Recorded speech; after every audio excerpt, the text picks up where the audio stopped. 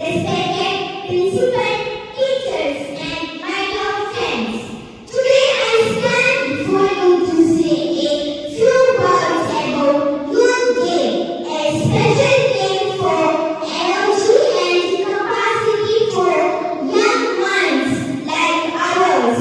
This day reminds us of power that is within us.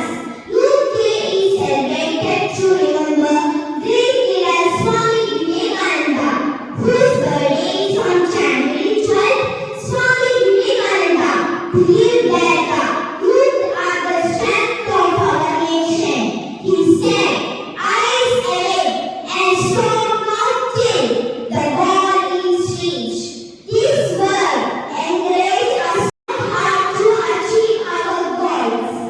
As young students, you have the power to make differences in your families, schools, and communities. Every small act of kindness, every effort to learn something new, and every time you help someone, you are shaping a better future for all of us. Remember, you are the leaders of tomorrow.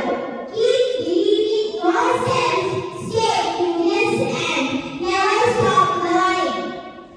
Let us celebrate Youth Day by promising to be kind, hardworking, and responsible.